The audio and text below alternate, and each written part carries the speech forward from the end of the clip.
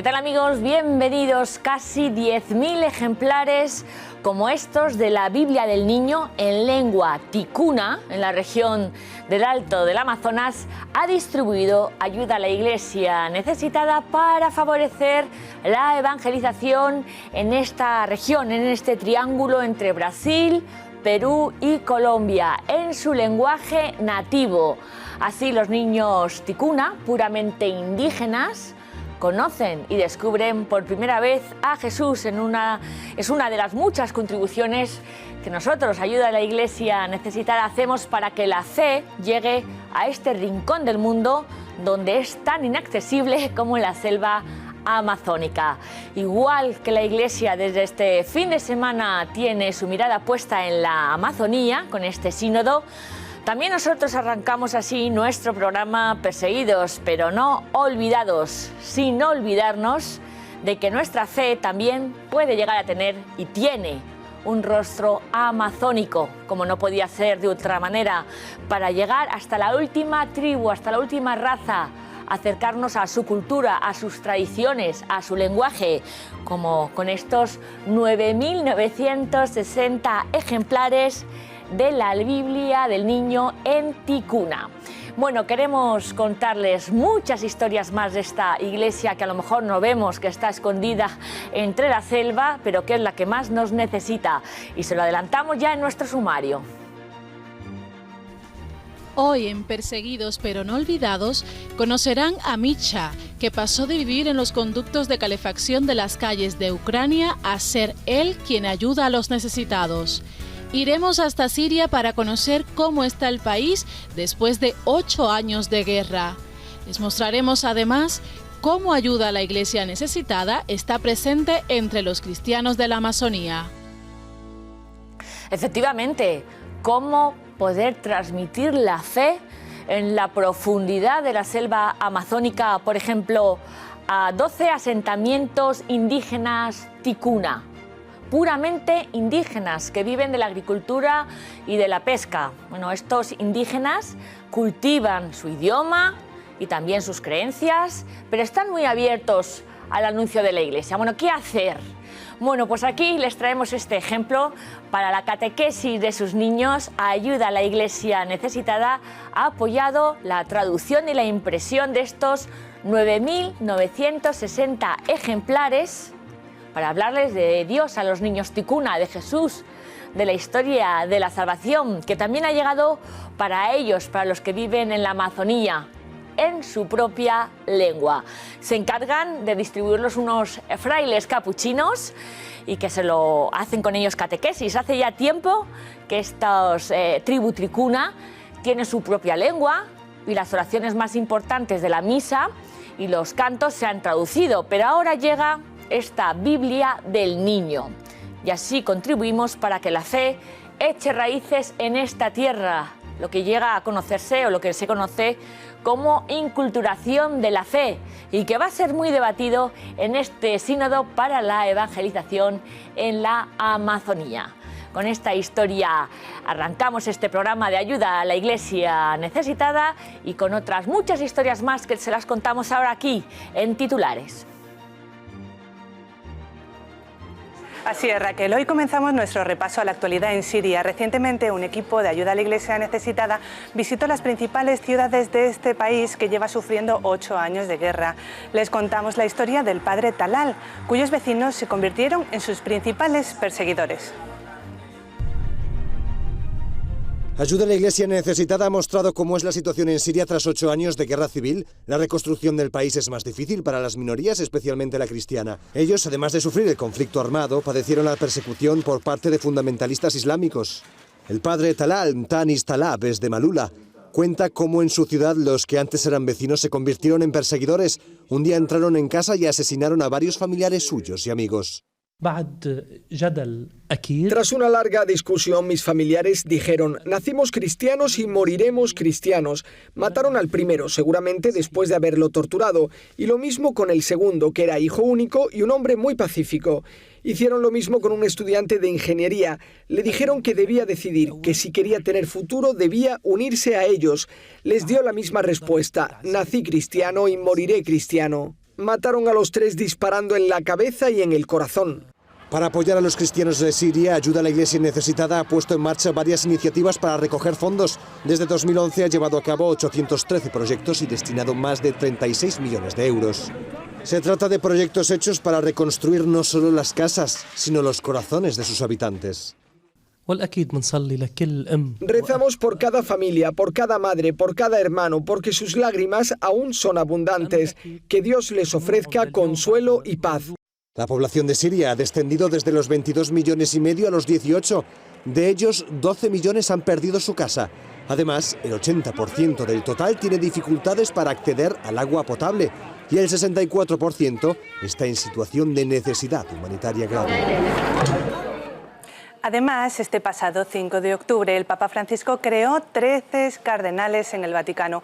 Uno de ellos fue Monseñor Sigitas Takevicius, de 80 años, que tiene una historia muy particular. Él mismo fue un cristiano perseguido en Lituania. El arzobispo emérito de Kaunas fue perseguido por el régimen soviético presente por entonces en la República Soviética Lituana por editar una publicación sobre la Iglesia en ese país. Sufrió 10 años de prisión y exilio en un gulag y en Siberia. Tras ser liberado en 1988, retomó su actividad pastoral y ahora es el nuevo cardenal de la Iglesia Católica. También en el Vaticano tuvo lugar el encuentro Caminos hacia la dignidad humana sobre la libertad religiosa, en el que participó el jefe de la diplomacia de Estados Unidos, Mike Pompeo. La antigua sala sinodal del Vaticano albergó el encuentro Caminos hacia la dignidad humana sobre libertad religiosa. Participó el jefe de la diplomacia estadounidense, Mike Pompeo. Abordó cómo combatir la trata de personas y proporcionar asistencia humanitaria en todo el mundo. En todo momento lo acompañó la embajadora de los Estados Unidos ante la Santa Sede, Calista Gringich. Secretary Pompeo's participation in this symposium illustrates the importance that the United States places on its diplomatic partnership with the Holy See. En su breve discurso, Mike Pompeo lamentó que el 80% de la humanidad viva en lugares donde la libertad religiosa no es respetada. Today, each of us must gird ourselves for another battle in defense of human dignity and religious freedom. The stakes today are arguably higher than they were even during the Cold War, because the threats to it are more diverse and more numerous. Mike Pompeo mencionó casos como los de Cuba, Irán, Pakistán y Myanmar. Refiriéndose a China, dijo que cuando el Estado gobierna absolutamente, Dios se convierte en una amenaza absoluta para la autoridad. We humbly ask the Holy See to join us. We ask the representatives of all nations present here today to join us.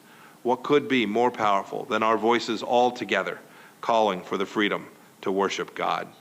Este encuentro se celebró a propósito del 35 aniversario de las relaciones diplomáticas entre el Vaticano y los Estados Unidos. Además, el Papa Francisco no se olvida de los cristianos perseguidos, por eso durante la audiencia general los puso como ejemplo de impulso evangelizador. Nel libro degli Atti, la persecuzione appare come lo stato permanente della vita dei discepoli. In accordo con quanto detto da Gesù, se hanno perseguitato me, perseguiteranno anche voi.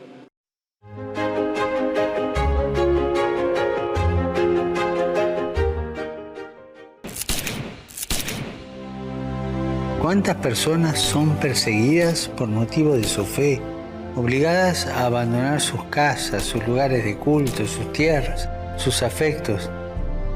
Son perseguidos y ejecutados por ser cristianos, sin que los persecutores hagan distinción entre las confesiones a las que pertenecen.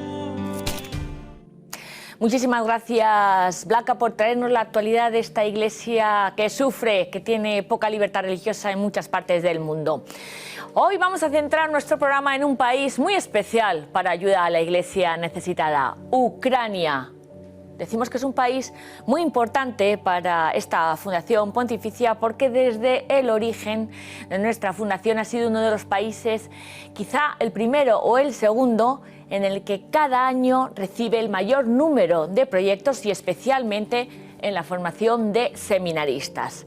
Bueno, pues para hablar de este país tenemos a un invitado muy especial, que se trata de Taras Pavlis, un seminarista ucraniano que actualmente vive en el Seminario Conciliar de Madrid. Bienvenido, Taras. Gracias.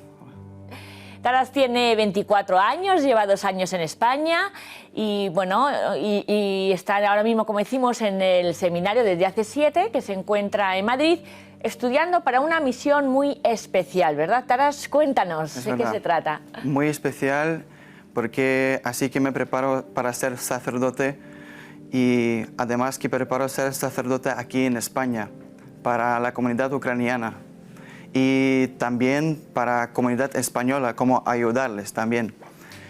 Pues tenemos aquí en Madrid una comunidad muy grande que son, así greco-católicos son 2.000, 2.500, así, cada domingo en la misa.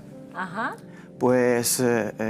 ucranianos de Madrid que se reúnen juntos y tú los vas a... En total en Madrid hay más, dicen que hay más que 40.000 en Madrid, solo en Madrid. Solo en Madrid. Sí, y 200 en España, 200.000 en España. 200.000 en España. Sí. Esa es tu misión, ¿no? Sí, así es. Sí, ayudar un poco. Muy bien, muy bien. Podemos decir que Ucrania a veces aparece de repente, unos picos informativos y de repente desaparece de las noticias, de los medios de comunicación. Sí.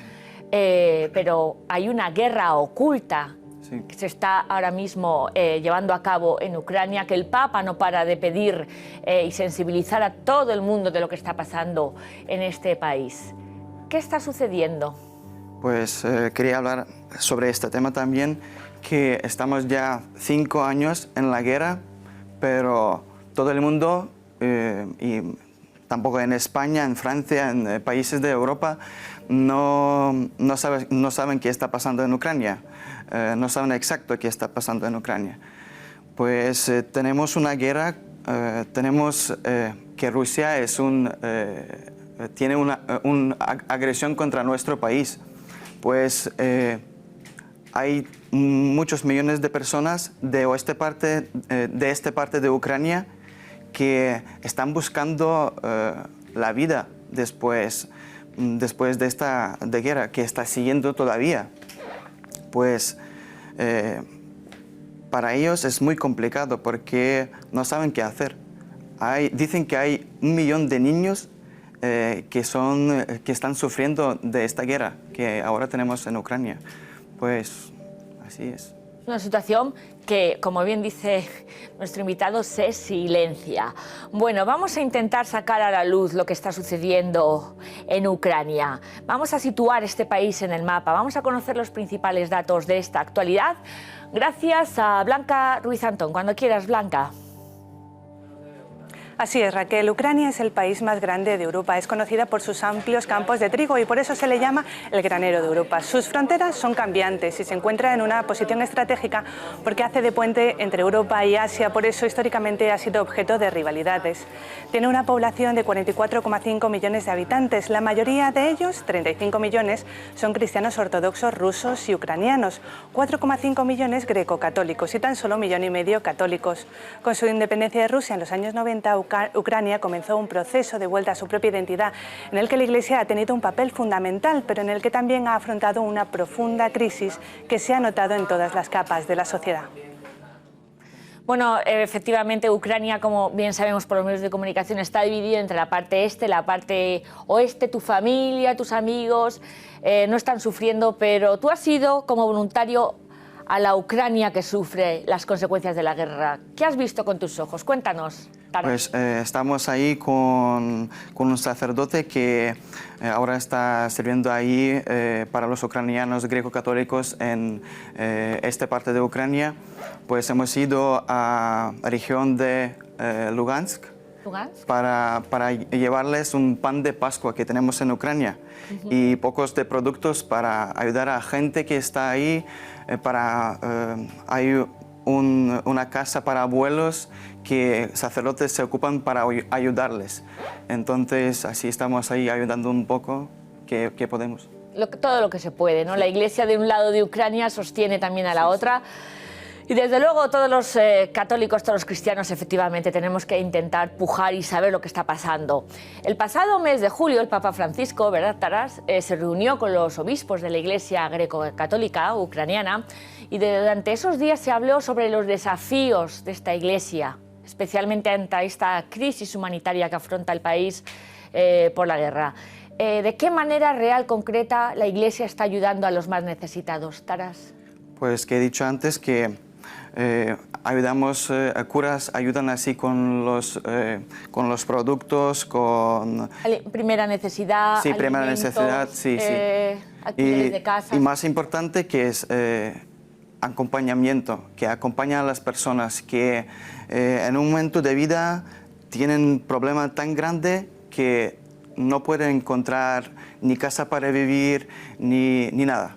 Entonces, ellos acompañan para preguntarles cómo están y rezan con ellos, se juntan para rezar en iglesias, en capillas pequeñas que tienen ahí, porque mayoría ahí son ortodoxos. Claro, claro. Entonces, tienen ahí pequeñas capillas donde se unen así... entre amigos, comunidad, familiares. 50 personas, 60 personas así más o menos. Es así.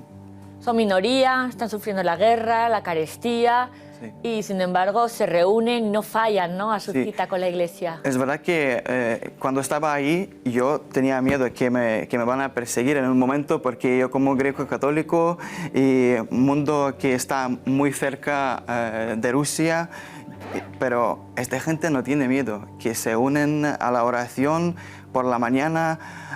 También acuerdo un momento en Pascua que abrimos la puerta de la capilla para que se oye a todo el pueblo donde estamos. Pues canciones que cantamos en ucraniano y sin miedo. Sin miedo. Sin miedo. A mí me deja sin palabras, la verdad. Esta Iglesia que es minoritaria, quizá perseguida o si no, muy observada, ¿no?, muy vigilada, muy pendientes, y sin embargo abren las puertas de sus iglesias para que sepan, estamos cantando, ¿no? Qué valientes nuestros hermanos de Ucrania. Bueno, vamos a continuación a mostrarles pues una situación tremenda, la de Misha, un joven que vivió durante muchos años en los conductos de calefacción, porque allí hace un frío de aupa en tu país, ¿no? Y que ahora él estuvo pidiendo ayuda y ahora es él de los que se dedica a ayudar a los que no tienen hogar. No se lo pierdan. Me llamo Michael Petrov. Os voy a enseñar dónde vivía hace 5 años. Estos son conductos de calefacción. Hay mucho espacio. Aquí vivíamos unas 5 o 6 personas. Mi familia tenía problemas. Nos echaron de 3 apartamentos. No nos dejaron nada. Nos tuvimos que ir a una casa de acogida. Cuando terminé los estudios, a los 16 años, no tenía dónde ir, no tenía trabajo y tampoco dinero para un apartamento, así que vivía en la calle.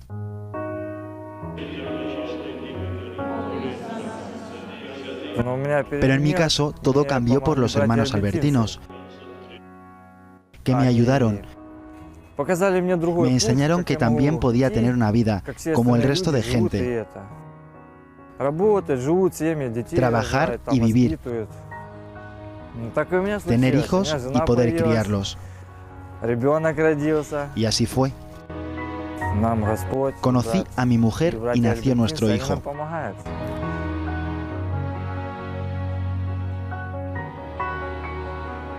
Dios y los hermanos albertinos nos ayudaron. Ahora trabajo con ellos y soy panadero. Hago más de 120 barras de pan para quienes no tienen hogar, como yo estaba antes.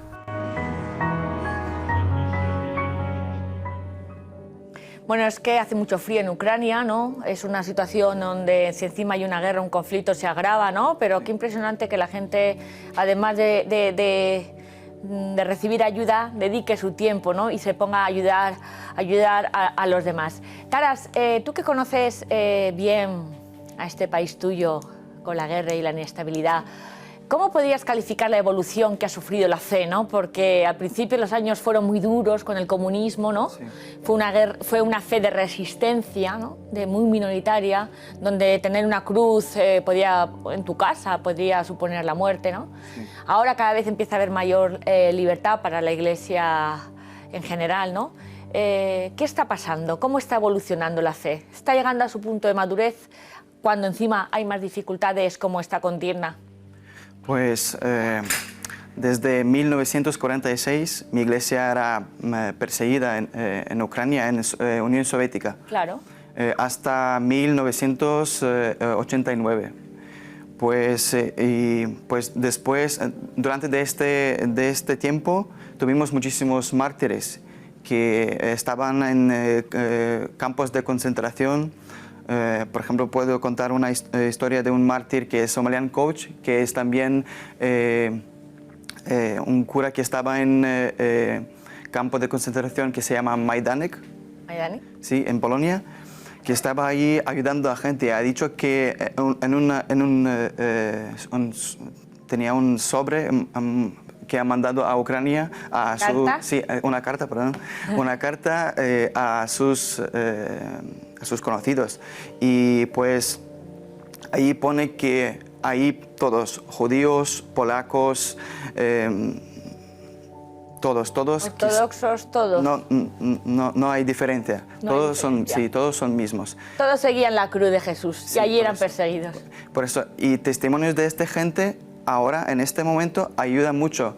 Por ejemplo, también para seminaristas que están formándose en Ucrania. Son testimonios preciosos que ellos dicen cómo hay que vivir. Hay que servir a Cristo y a tu prójimo hasta el final. Así es. Efectivamente, fue una iglesia de mártires, una iglesia martirial, y que ahora está dando muchas vocaciones, ¿no? Cada vez hay más jóvenes que encuentran su vocación a la vida religiosa, porque esta iglesia en Ucrania ha tenido el apoyo, pues como decimos, de estos mártires. ¿Cómo es la iglesia que florece ahora en este país? ¿Hay vocaciones? Pues en mi seminario de Lviv, donde estaba formándose, hay 200 y pocos seminaristas. Wow. Y solo un seminario. Pues tenemos cinco seminarios donde en 3 seminarios tenemos 200 y más seminaristas, y luego otros seminarios poco más pequeños. Entonces, esta gente que viendo toda su historia de su iglesia no tiene miedo a proclamar su fe, a decir a gente que vamos a servir para gente y para Cristo. Así es la iglesia en Ucrania. Sin miedo. Sin miedo. Lo han aprendido. Sí. Efectivamente, de los abuelos, ¿no? De cuando hubo esta persecución del comunismo. Pero ahora, con la guerra, supongo yo que las dificultades para evangelizar serán mayores. Pues yo creo que ahora en este momento gente tiene más fe que tenían antes. Porque yo acuerdo en año 2014, cuando estaba en primero de seminario, que nosotros juntamos en la plaza de Ciudad de Lviv, juntamos todos para rezar con la gente. También que había mucha gente de otros países que no sabían que nosotros sobre qué rezamos, pero estaban con nosotros porque sabían que necesitamos esta oración y necesitamos Cristo en este momento. Pues era un momento precioso, porque tú sabes que tu país se reúne para estar también con Cristo. ¡Wow! Sí. Y poníais en el centro a Jesús. Es verdad que estos países como Ucrania, que han vivido un ateísmo brutal, pueden estar cayendo también en un capitalismo y en un nihilismo, en una falta de sentido en la juventud.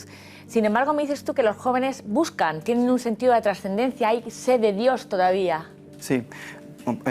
También que nosotros siempre tenemos en seminario como vigilias, y donde se reúnen muchos jóvenes, que ahora, de mi opinión, que muchos jóvenes como ahora dan testimonios a otra gente mayor que en un momento perdieron esta esperanza y su fe que tienen es muy grande, porque como ha dicho Papa Francisco, que Cristo es siempre joven, pues ellos con su juventud, como están siempre renovando la Iglesia, dando algo siempre nuevo para la Iglesia.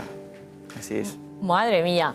Bueno, pues como estos seminaristas tan apasionados, ¿no?, por el encuentro con Jesús, les vamos a contar ahora la historia de Julia, que es una mujer ucraniana que también tuvo su camino personal, que al final encontró su vocación y que además les da las gracias a todos ustedes porque la han ayudado.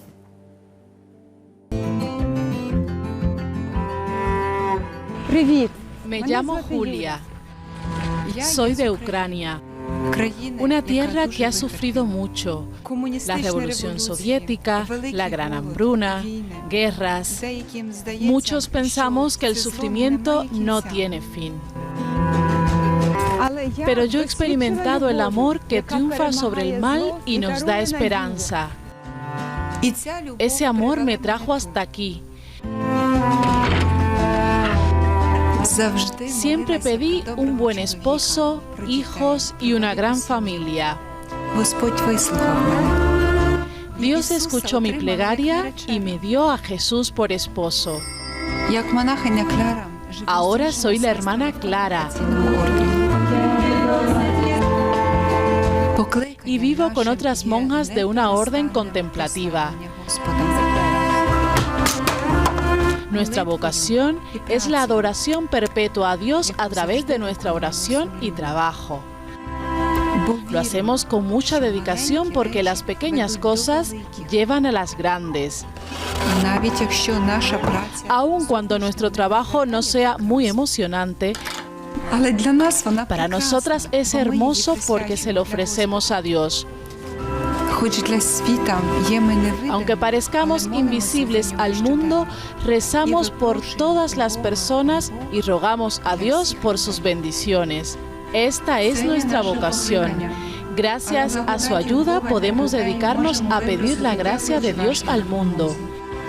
Gracias, ayuda a la Iglesia necesitada. Impresionante estas hermanas contemplativas que piden por todo el mundo, y nosotros con este programa, con estos minutos, con este seminarista ucraniano, queremos hacerlo al revés. Queremos poner el foco en lo que está pasando en Ucrania, en este país, en guerra, en este país donde la fe es vibrante, en este país donde hay muchas vocaciones y en este país donde el papel de la Iglesia va a ser fundamental para la reconciliación. ¿Cuál es el principal reto que tiene la Iglesia en estos próximos años? Pues decir al mundo que ucranianos sufren mucho por la guerra que está pasando ahora en Ucrania, que necesitamos que rezan por nosotros y rezan por la paz, como ha dicho el Papa y nuestro patriarca Sviatoslav, que ahora como Ucrania está en un momento muy complicado de la vida, pero con tenemos desinformación en el mundo, que gente el mundo no sabe qué está pasando en Ucrania. Pues queremos mandar un mensaje que estamos en Europa, estamos juntos con todos y estamos rezando que somos gente que vive, que quiere vivir. Entonces necesitamos vuestra oración y vuestra ayuda. Pues lo vas a tener. Taras, vosotros, cómo no, la Iglesia en Ucrania, no les vamos a olvidar, porque aquí decimos que tan importante es la ayuda material como el sentirse de una sola familia, ¿no? Claro que sí, con la Iglesia greco-católica ucraniana, pues ahí acabamos a estar. Muchísimas gracias. A vosotros. Taras Tabliv, seminarista ucraniano de 24 años que está durante unos años para formarse en el Seminario Conciliar de Madrid, por el testimonio, por hacernos que no nos olvidemos de esta Iglesia fría de Ucrania, pero que a la vez arde por llevar a Dios a todos sus ciudadanos. Hacemos una pequeñísima pausa, amigos, y seguimos con más historias de Ucrania y de otros países aquí en el programa de ayuda a la Iglesia necesitada, perseguidos pero no olvidados.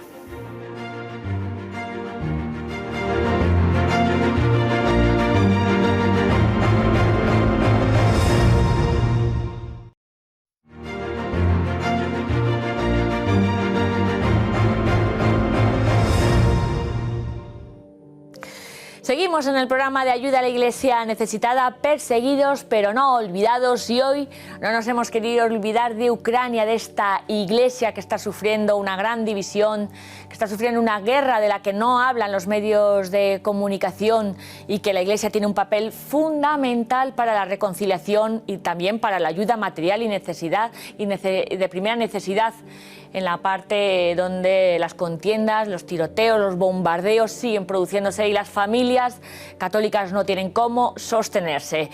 Hemos dejado aquí para el final ni más ni menos que unas declaraciones de la cabeza del patriarca de la Iglesia greco-católica ucraniana, en el que, en un perfecto español, porque estuvo en Argentina, pues les agradece a todos ustedes, amigos y benefactores de ayuda a la Iglesia necesitadas, porque gracias a una beca pudo estudiar para ser sacerdote. Vamos a escucharle.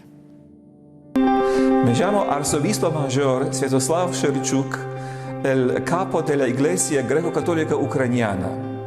En un sentido, yo soy el fruto, el producto de la vuestra organización, la ayuda a la Iglesia necesitada.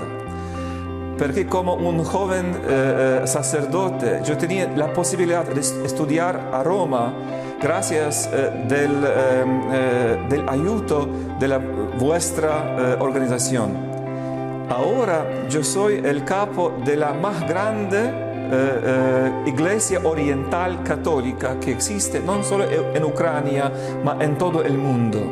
Y gracias a la vuestra generosidad tenemos la posibilidad de llevar adelante nuestra misión de la Iglesia, de anunciar la buena novela de Jesús y también de servir a aquellos que son más necesitados. Que el Señor bendiga a cada uno de ustedes y pueda ayudar a ustedes a ser auténticos cristianos del nuevo milenio.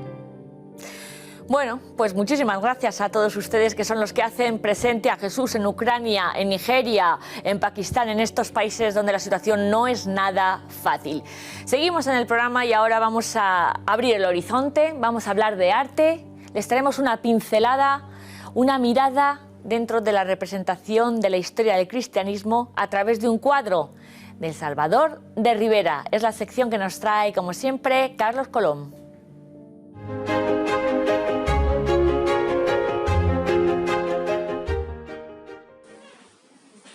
Hola artistas, ¿qué tal? ¿Cómo estáis? Pues nada, os vengo a hablar de otro cuadro. Es un cuadro de Rivera, de José de Rivera, y está en el Prado. O sea que espero que los que estéis en Madrid lo podáis ver muy prontito, y los que estéis fuera, pues que vengáis a Madrid y lo veáis también. En este cuadro vemos una figura, la figura del Salvador. Se llama El Salvador, el cuadro.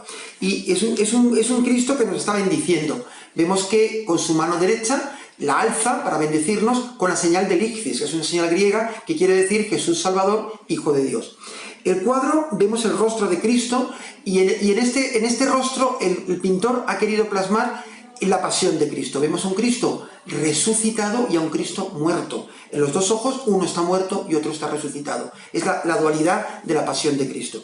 Y la mano izquierda la tiene Cristo posada sobre un orbe, un planeta, el mundo. Quiere decir, yo he vencido al mundo. En mi sacrificio he vencido al mundo. Vemos también que Cristo está vestido con una túnica roja. Volvemos a hablar de este color de la pasión, de ese color del dolor. Y a esos cristianos perseguidos, a los cristianos que siempre han sido perseguidos, Cristo les alienta, les bendice, les confirma que Él ha vencido al mundo y que Él ha muerto pero ha resucitado. Así que nada, esperanza ante todos, amigos, ¿vale? Nos vemos otro día y hasta luego. Pues muchísimas gracias, Carlos Colom, por acercarnos el arte, aprender a mirar. Y ahora nuestro compañero Josué Villalón, desde la sede central de ayuda a la Iglesia necesitada, nos trae las próximas citas que hay de actividades, de rosarios, de adoraciones, de misas por los cristianos perseguidos en muchísimos puntos, en muchísimas ciudades, en muchísimas parroquias de España. Así que tomen nota y síganlo.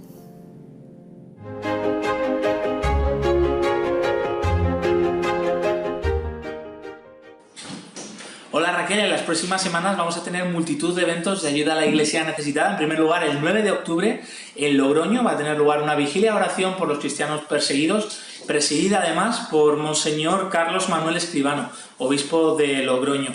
Y allí se va a poder rezar delante de un cáliz profanado por el Estado Islámico, un cáliz que procede de Irak, y también va a tener lugar un testimonio en primera persona de un cristiano perseguido. Además, el 11 de octubre, desde el Rubio en Sevilla, se va a tener lugar una oración con un icono procedente de Siria que ha sido también profanado por yihadistas allí, y con este mismo icono también va a tener lugar otros encuentros de oración en Sevilla capital el 12 y 13 de octubre. Y por último, el 17 de octubre, desde la Basílica de Santa Engracia de Zaragoza, se va a tener lugar una oración, un encuentro de oración por los misioneros que viven en países de persecución, un evento que se hace de la mano de la Delegación de Misiones del Arzobispado de Zaragoza. Estáis todos invitados, y toda la información, como siempre, en la web ayudalaiglesianecesitada.org. Gracias, Josué. Efectivamente, hay multitud de eventos, pero tenemos una página web estupenda que es www.ayudalaiglesianecesitada.org, donde allí pueden ver en la agenda, ciudad por ciudad, fecha por fecha, todos los eventos donde Ayuda a la Iglesia Necesitada les quiere acercar la realidad de estos cristianos, hermanos nuestros, amigos nuestros, que están poniendo su cara por Jesús en todas las partes del mundo. Allí lo pueden consultar. También muchísimos vídeos preciosos, todas las noticias, la actualidad que nadie cuenta en la sección de noticias, el informe de libertad religiosa, lo pueden consultar en la página web de Ayuda a la Iglesia Necesitada. Y también nos pueden seguir, interactuar con nosotros en nuestros perfiles. Tenemos perfil en Facebook, en Twitter, en Instagram, en YouTube, o también, si quieren, cojan el teléfono al 91 725 92 12 de Madrid, 91 725 92 12 de Madrid, y les atenderemos estupendamente para lo que quieran. Si quieren ser voluntarios, si quieren hacer un donativo, lo que sea, estamos al servicio de ustedes y al servicio de esta iglesia pobre y perseguida en el mundo. Como siempre, nos despedimos con una preciosa canción de alguna parte del mundo. Pues nos vamos a África, a Nigeria, exactamente al noviciado de la congregación de las Hermanas de Nuestra Señora de Fátima, en Kuru, en Jos. Con esta preciosa canción nos despedimos hasta la semana que viene, amigos.